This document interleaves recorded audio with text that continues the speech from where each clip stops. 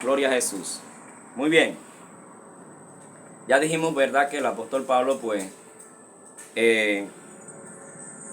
fue un hombre celoso de la ley que se atrevió hasta consentir en la muerte de Esteban, y asolaba y arrastraba a los creyentes a las cárceles, porque él creía, pues, que él sí tenía la verdad, que la ley mosaica era la única que era la verdad, y que fuera de ahí, pues, no había otra forma de agradar a Dios. Muy bien.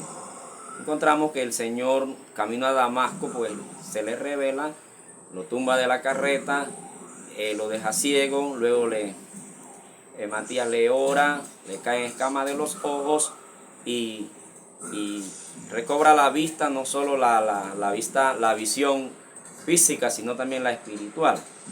Y pues logra entender, y el Señor le da a entender que más allá de la ley hay una gracia que fue manifestada a través de nuestro Señor Jesucristo. Amén. Gloria a Dios. Y encontramos, pues, esta enseñanza maravillosa que dio nuestro hermano Pablo, inspirado por Dios y por su Espíritu Santo, que dice: pero sabemos que todo lo que la ley dice, lo dice a los que están bajo la ley. Qué importante pues es entender, gloria al nombre de Cristo, que la ley fue dada a los judíos. La ley mosaica y la ley sabática y la ley del ojo por ojo y diente por diente, y todas estas leyes, pues, fueron dadas al pueblo judío. Ok. Nosotros los gentiles por naturaleza la Biblia dice que éramos enemigos de Dios, hijos de ira, hijos del diablo, o sea, de Dios enemigos, ajenos a la vida de Dios. Pero el Señor, cuando llega, pues, de ambos pueblos hizo un solo pueblo, eliminó las enemistades, eliminó las guerras, los pleitos y todo lo que se practicaba en el Antiguo Testamento, y, ¿verdad?, estableció una nueva administración, y eso es importante entenderlo. La ley y los profetas, hablando de la administración, eran hasta Juan el Bautista. ¿Ve? La ley y los profetas, hablando de la administración de Dios, eran hasta Juan el Bautista. Luego llega Cristo, Juan el Bautista preparó el camino del Señor, y luego Juan el Bautista muere, y el Señor inicia su ministerio, inicia, ¿verdad?, un nuevo periodo de tiempo, una nueva administración. Y de ahí en adelante entramos en lo que es la gracia de Dios, el periodo de la gracia, desde que Cristo vino hasta la segunda venida de nuestro Señor Jesucristo. Eso es importante entenderlo para poder entender y interpretar la palabra de Dios. Gloria al nombre del Señor. Ahora, Pablo aquí está diciendo: sabemos que todo lo que la ley dice, lo dice a los que están bajo la ley. Muy importante tomar en cuenta y anotar y subrayar estos detalles bíblicos. Hay que entender que la iglesia del Señor Jesucristo no está bajo la ley, estamos bajo la gracia. Estamos bajo la gracia del Señor. ¿Ve? Esto no quiere decir que lo que se escribió en el Antiguo Testamento, que no vale, no tiene validez. Eso no quiere decir eso tampoco. ¿Ve? Sería el otro extremo malo, pensar que todo el Antiguo Testamento no tiene importancia y no tiene validez. ¿Ve? Cuando los apóstoles que formaron parte de la doctrina del Señor, y el mismo Señor en su ministerio utilizó el pergamino, utilizó, ¿verdad?, la ley, la palabra escrita, la utilizó para predicar, para enseñar, es más, para cumplir, porque el Nuevo Testamento es el cumplimiento del Antiguo Testamento. Sin el Antiguo Testamento no hay Nuevo Testamento, es importante entenderlo. ¿Ven?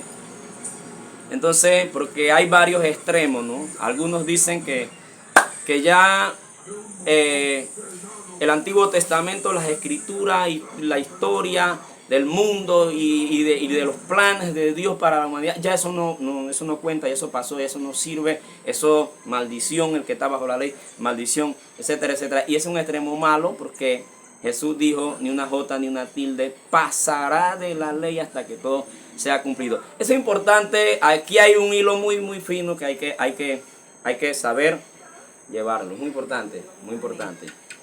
Ven.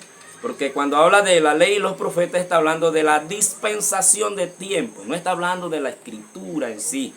Lo que el Señor abolió, que no compaginaba, no encajaba, no entraba en el engranaje del nuevo proyecto de salvación, de la gracia de Dios, el Señor lo eliminó. Y está escrito en el Nuevo Testamento, en los Evangelios. Por ejemplo, Jesús dijo, oísteis que fue dicho ojo por ojo y diente por diente. Mas yo os digo, amarás aún a tus enemigos. Amén. Amarás a tus enemigos. Ora por el que te odia, por el que te ultraja, etcétera, etcétera. Entonces el Señor fue aboliendo todas esas leyes que no entraban en el engranaje, por decirlo así, usando este ejemplo, ¿verdad? Del nuevo proyecto de salvación o del plan de salvación que está para la humanidad, que Él trajo para la humanidad. Entonces Él fue quitando todo eso. Por eso es que cuando le trajeron a la mujer adúltera, los judíos dijeron, Señor, la hemos encontrado en el mismo acto de adulterio.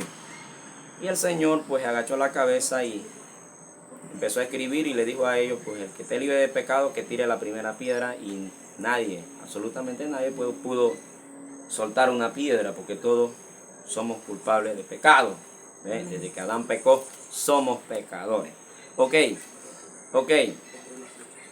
Y así sucesivamente. Por ejemplo, también en cuanto al sábado o al sábado, el día de reposo. Esa ley que fue dada estrictamente al pueblo judío que tenía que guardar el día sábado estrictamente. ¿Ve? En cuanto a eso, pues también el Señor sanó en el día de reposo. Los fariseos, que eran estrictos de su ley, lo criticaban, murmuraban. Y el Señor les dijo, hipócrita, ¿quién de vosotros que su asno se le cae en un hueco no va y lo saca y le da agua? O sea, lo atiende, hace un trabajo.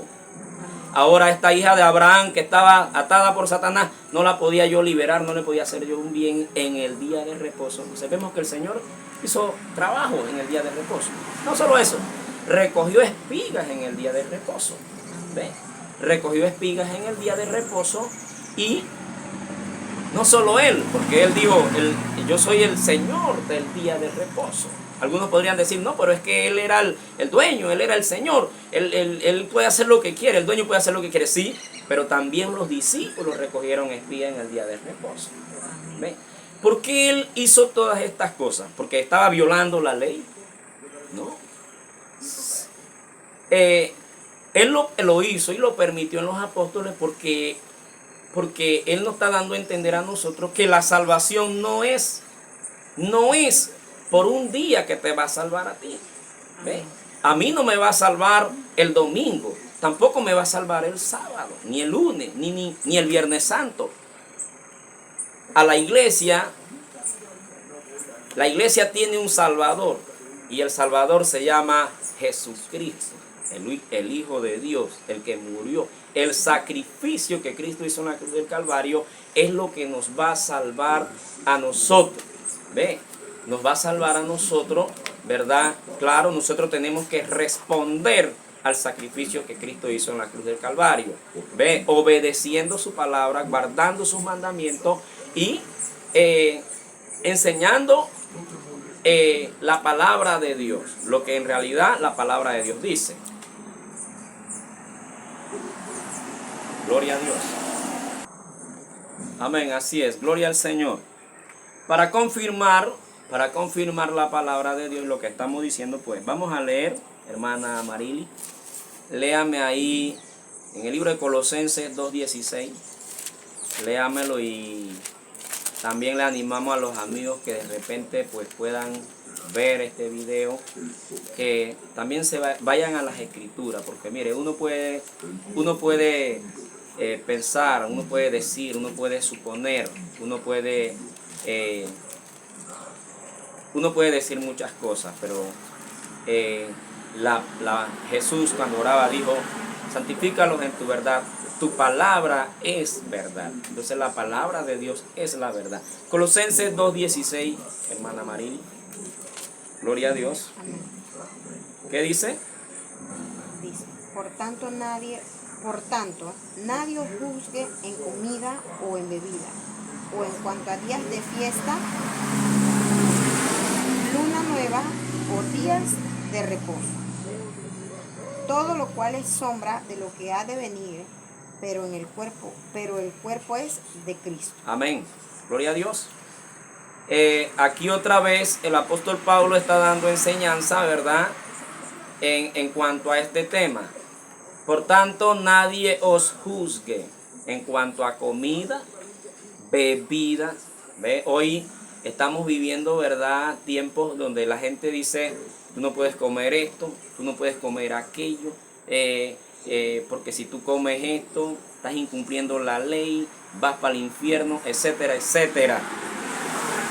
Pero el apóstol Pablo, inspirado por Dios, dice, nadie os juzgue en cuanto a comida o bebida, luna nueva, días de fiesta o días de reposo. Nadie os juzgue, o sea, nadie me puede juzgar, señalar, decirme a mí que yo me voy para el infierno si yo me como un chicharrón de puerco, por ejemplo, ¿no? O que si yo me como un pescado sin escama, me voy a ir al infierno. Me como una langosta, me como un pedazo de conejo que está tan sabroso, me voy a ir al infierno.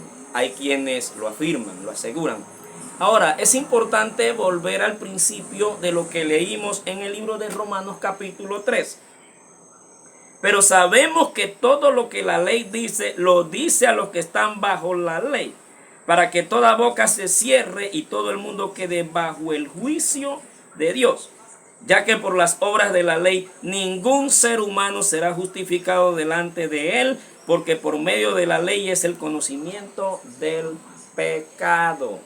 Muchos quieren justificarse hoy diciendo que guardando el sábado, por ejemplo, no comiendo esto, no comiendo aquello, guardando el Viernes Santo, no comiendo carne de animales, solo de pescado el día Viernes Santo. Muchos creen que eso los va a justificar y los va a salvar, pero eso no nos asegura la salvación, ¿verdad? Cristo en cuanto a la comida dijo, cuando criticaron a los discípulos porque no se lavaban las manos por la costumbre de los judíos, Cristo dijo que lo que contamina al hombre no es lo que uno se come, no es el puerco que uno se come. Claro, sabemos que hay carne pues que en cuanto a la salud física pues hace daño. Y si a mí el puerco me hace daño en cuanto a la salud, entonces no lo debo de comer. Eso es una recomendación médica, no una doctrina. No una doctrina, pero hay muchos que han hecho una doctrina de una recomendación médica o de algo que se estableció en el tiempo de Moisés para los judíos. Quiere traerlo y arrastrar eso y aplicarlo a la iglesia. Ve, yo le predico, por ejemplo, a un pueblo en Verá, que maneja el idioma, su dialecto, o ya es un idioma, el Emberá Bedea. Ellos tienen su cultura, ellos visten su paruma. Entonces Dios me trae a predicar a un pueblo latino, a un pueblo de acá afuera, y yo les voy a obligar a ellos a usar paruma. Eso no puede ser. ¿Ve? Tampoco yo le puedo obligar a la Emberá a que bote las parumas, a que no hable su lengua materna, porque Cristo no hablaba en Emberá. Eso es algo ilógico. Eso es algo que no se le puede meter a una persona pensando que si lo hace pues va a perder la salvación. Eso es mentira. La paruma es una tela, por ejemplo, ¿no? La paruma es una tela. Y si la paruma es pecado, entonces pues cualquier otra tela puede ser pecado también. Entonces, eso no es así. Entonces, estoy dando un ejemplo para que entendamos, ¿no? Entendamos muchas cosas que son importantes. No podemos aplicar algo que se practicaba allá, que Cristo lo abolió, y metérselo a la iglesia como una doctrina, ya no como una doctrina, como un dogma de hombre, porque ya sería un dogma de hombre, que es lo que se practica en muchas organizaciones llamadas iglesias de Cristo. Se practica dogma de hombre. Entonces ya se le dice a la persona: si tú haces esto, si tú no haces esto, si tú te sales de aquí, si tú no perteneces a X denominación, tú te vas a perder. ¿Ve? Y eso no es así. Eso no es así. Entonces, que Dios nos ayude y que podamos entender que ningún ser humano será justificado por las obras de la ley. Ningún ser humano será justificado delante de Dios por las obras de la ley. Te justificarán tus líderes, te justificará la iglesia, te justificarán la membresía donde tú convives y te congregas, y te aplaudirán, pero Dios no te va a justificar por eso, porque estás invalidando el sacrificio de Cristo. Porque si para yo ser salvo tengo que pertenecer a X denominación, entonces ¿para qué vino Cristo? ¿Para qué murió Cristo en el Calvario? ¿Ve? Entonces es muy importante analizar y examinar las escrituras, como Jesucristo dijo en San Juan 5:39, escudriñad las escrituras. Ve, no quedarme simplemente con lo que me dijeron, con lo que oí. Ve, o agarrar las cosas a mi propia interpretación. Ve, porque en cuanto a esto, pues por eso hay mucha herejía, hay muchas falsas doctrinas, porque alguien se le metió que